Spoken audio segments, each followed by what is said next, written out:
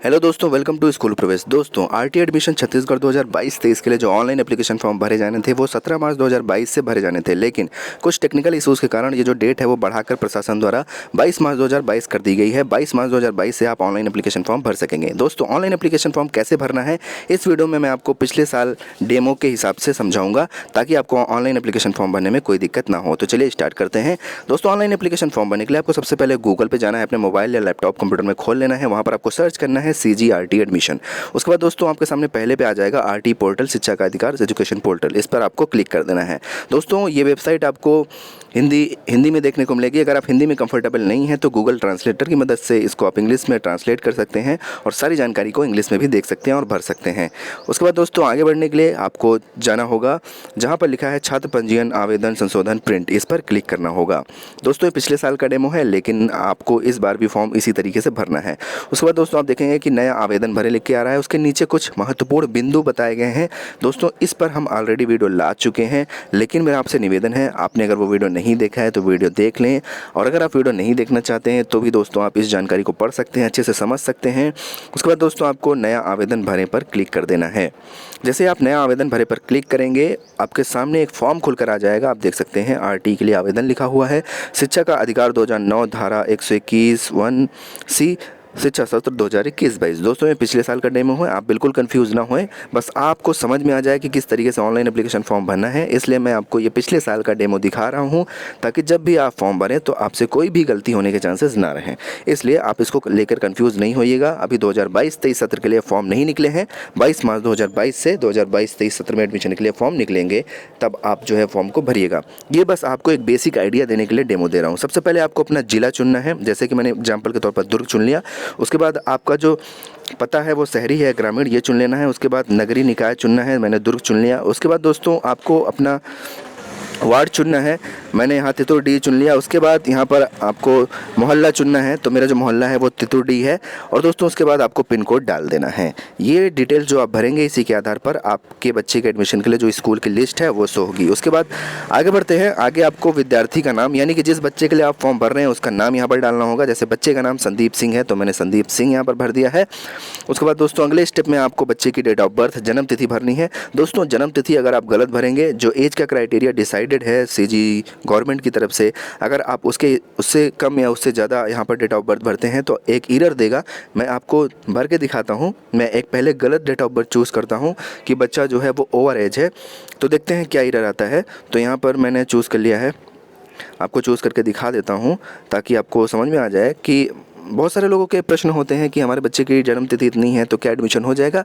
दोस्तों, जब आप ऑनलाइन एप्लीकेशन फॉर्म भरने लगेंगे तभी आपको पता चल जाएगा कि आपके बच्चे का, जैसे कि यहाँ मैंने 2011 ले लिया, तो आप देख सकते हैं यहाँ पर लिख के आ रहा है कि बच्चे का जन्म दिनांक सही नहीं है, या तो आय बहुत ज़्यादा है या तो बहुत कम है। तो इस तरीके की इन्फॉर्मेशन लिख के आ रही है। अगर आप गलत डेट ऑफ बर्थ चूज करते हैं तो, यानी कि अगर आपका बच्चा ओवर एज भी है तो भी आप जो है फॉर्म नहीं भर पाएंगे, और अंडर एज है तो भी आप फॉर्म नहीं भर पाएंगे। उसके बाद दोस्तों अब मैं यहाँ पर सही डेट ऑफ बर्थ चूज कर ले रहा हूँ। उसके बाद दोस्तों आगे बच्चे का लिंग आपको चुनना है। बच्चा महिला है या पुरुष है, यानी कि मेल है या फीमेल है या अदर है, जो भी एप्लीकेबल हो आपके बच्चे के लिए आप उसको चूज़ कर लीजिए। तो मैंने यहाँ पर बालक चूज कर लिया। उसके बाद दोस्तों यहाँ पर अगला कॉलम है आधार नंबर का। विद्यार्थी का आधार नंबर यहाँ पर डालने के लिए बोल रहे हैं, लेकिन ये ज़रूरी फील्ड नहीं है। जहाँ पर स्टार लगा होता है वो अनिवार्य फील्ड होता है, उसको आपको भरना होता है। यहाँ पर विद्यार्थी का आधार नंबर भरना मैंडेटरी नहीं है, इस वजह से आप चाहें तो भरें, ना चाहें तो ना भरें। मैंने यहाँ पर खाली छोड़ दिया है। अगर बच्चे का आधार कार्ड नहीं है तो आपको परेशान होने की ज़रूरत नहीं है, आप नहीं भी भर सकते हैं, उसको खाली भी छोड़ सकते हैं। उसके बाद माता पिता की जानकारी में आपको सबसे पहले पिता का नाम भरना है, पूरा नाम। उसके बाद माता का नाम भरना है, माता का पूरा नाम भरना है। ये फील्ड जो हैं वो ज़रूरी हैं, ये फील्ड्स आपको भरने ही हैं, ये बहुत ही इंपॉर्टेंट है, इनको आप खाली नहीं छोड़ सकते। माता का नाम, आपको पूरा नाम यहाँ पर भरना है। उसके बाद दोस्तों आगे बढ़ते हैं। एक और फील्ड लेकर आती है पालक का नाम। पालक यानी कि गार्जियन, गार्जियन का नाम भी आपको यहाँ पर डालना है। गार्जियन वो कोई भी हो सकता है, जो भी बच्चे के सगे संबंधी हो, चाचा चाची जो भी हैं पालक हैं, तो उनका नाम यहाँ पर आप डाल दीजिए। ये भी मैंडेटरी है, ये आपको डालना ही होगा। उसके बाद दोस्तों आपको अपना मोबाइल नंबर डालना होगा। मोबाइल नंबर डालने के लिए एक बहुत ही इंपॉर्टेंट बात मैं आपको बता दूं कि मोबाइल नंबर आप अपना खुद का डालिए, क्योंकि मोबाइल नंबर एक बहुत ही इंपॉर्टेंट रोल प्ले करता है एडमिशन में। क्योंकि जो भी कम्युनिकेशन होता है एडमिशन के लिए वो आपके मोबाइल नंबर पर ही होता है। आप किसी और का, दुकानदार का, साइबर कैफ़े वाले का अगर फ़ोन नंबर डाल देते हैं तो क्या अपडेट्स आ रही हैं ये आपको जानने में मुश्किल हो सकती है। तो मेरा एक सुझाव है कि आप जो मोबाइल नंबर डालेंगे वो अपना खुद का ही डालेंगे जो एक्टिवेटेड हो।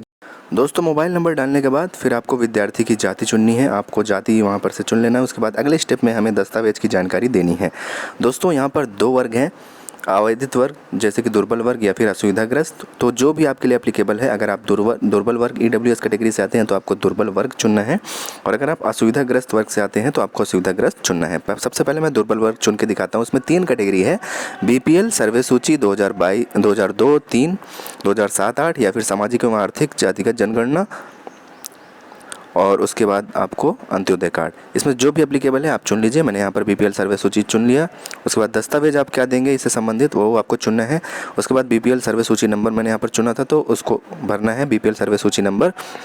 तो दोस्तों अगर आपके पास बीपीएल सर्वे सूची नंबर है तभी आप इसको चुनिएगा, अदरवाइज़ आप इसको ना चुनिए, क्योंकि आपको उससे संबंधित डॉक्यूमेंट देना होता है। अब असुविधाग्रस्त वर्ग भी मैं आपको चुन के दिखा दे रहा हूँ। इसमें 4-5 कैटेगरी हैं, एससी अनुसूचित जाति, एसटी अनुसूचित जनजाति, दिव्यांग 40% या उससे अधिक, आदिम आदिवासी समूह, वन निवास, अनुसूचित जनजाति, एचआईवी या फिर अनाथ बच्चा है।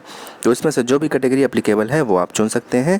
दोस्तों इसमें जो भी कैटेगरी आप चुनेंगे उससे संबंधित प्रमाण पत्र आपके पास होना चाहिए, तभी ये कैटेगरी आपके लिए एप्लीकेबल होगी, तभी आप इसका लाभ ले पाएंगे, अदरवाइज इसका लाभ आप नहीं ले पाएंगे। तो दोस्तों जैसे मैंने अनुसूचित जाति चुन लिया तो अब हमें अनुसूचित जाति का जाति प्रमाण पत्र देना होगा। तो दोस्तों जैसे ही हम इसको सेलेक्ट कर लेते हैं, अब आगे जो है अब आपको एक डॉक्यूमेंट देना होता है जन्म सत्यापन हेतु विद्यार्थी का। आपको ये जो डॉक्यूमेंट देना है वो बच्चे का देना है जिसके लिए आप फॉर्म भरने हैं। इसके लिए आप एनएम रजिस्टर रिकॉर्ड दे सकते हैं, जन्म प्रमाण पत्र दे सकते हैं, और आप जो है स्व सत्यापित अभिभावक के द्वारा कि हमारे बच्चे की डेट ऑफ बर्थ ये है, या फिर अन्य कोई भी डॉक्यूमेंट जिससे बच्चे की डेट ऑफ बर्थ वेरीफाई हो जाए वो आप दे सकते हैं। तो इनमें से कोई भी एक होगा तो आप उसको दे सकते हैं और आप अपने बच्चे के लिए फॉर्म भर सकते हैं। तो दोस्तों इनमें से जो आपके लिए है वो आप दे दीजिए। जैसे कि मेरे पास जन्म प्रमाण पत्र है बच्चे का तो मैंने जन्म प्रमाण पत्र दे दिया। अब पता सत्यापन हेतु यानी कि एड्रेस वेरिफिकेशन के लिए आपको अभिभावक का एक डॉक्यूमेंट देना होता है। इतने सारे डॉक्यूमेंट्स में से कोई भी एक आपको देना होता है, जैसे electricity bill, voter ID card, driving licence, bank passbook, अन्य Aadhaar card, ration card, gas connection bill, किसान फोटो पासबुक जिसे केसीसी बोलते हैं, पंजीकृत lease sale rent agreement, MNREGA job card या फिर पासपोर्ट। इसमें में से माता या पिता का किसी का भी एक डॉक्यूमेंट अगर है आपके पास, कोई भी एक, इनमें में से कोई भी एक, तो आप उसको एड्रेस प्रूफ के तौर पर दे सकते हैं। मैंने यहाँ पर वोटर आईडी कार्ड ले लिया है। उसके बाद दोस्तों अगले आपको पहचान सत्यापन हेतु, मतलब अभिभावक के, माता पिता के पहचान सत्यापन हेतु आपको इनमें में से कोई भी एक डॉक्यूमेंट देना है, जैसे कि Aadhaar card, ration card, PAN card, अन्य वोटर आईडी कार्ड, चालक ड्राइविंग लाइसेंस, किसान photo passbook, KCC, BDS photo card, bank ATM card, MNREGA job card, passport या छाया क्षेत्र पर राजपत्रित अधिकारी द्वारा तहसीलदार द्वारा सत्यापित ये होना चाहिए। इनमें से कोई भी अगर आपके पास एक है तो आप इसको पहचान सत्यापन हेतु दे सकते हैं। उसके बाद दोस्तों अगला स्टेप अब जो हमारा होगा वो आप स्कूल देखें पर क्लिक करेंगे। जैसे ही आप स्कूल देखें पर क्लिक करते हैं तो आपके एरिया में जितने भी प्राइवेट स्कूल हैं जो आरटी के तहत एडमिशन देते हैं उनकी लिस्ट आपके सामने आ जाएगी। आप यहाँ पर देख सकते हैं कई सारे स्कूल्स हो रहे हैं, जैसे दीप पूजा चिल्ड्रन स्कूल, ये एड्रेस भी इसका दिया हुआ है, हनुमान नगर, टिटोर डी, मतलब मैंने टिटोर डी सिलेक्ट किया था ना, टिटोर डी, तो इस वजह से टिटोर डी के ही जो स्कूल हैं वो यहाँ पर सिलेक्ट हो रहे हैं। और आपके एरिया में कितने टोटल स्कूल हैं ये भी आपको बता दिया जाएगा। जैसे यहाँ पर बताया जा रहा है कि आपके द्वारा चुने गए मोहल्ला ग्राम पंचायत में कुल 25 स्कूल हैं जो कि आरटी के तहत एडमिशन देते हैं, उनकी पूरी लिस्ट यहाँ पर आ गई। अब दोस्तों आगे का प्रोसेस ये होता है कि आपको स्कूल का चुनाव करना होता है, मतलब स्कूल सेलेक्ट करने होते हैं जिसमें आपको अपने बच्चे का एडमिशन करवाना है।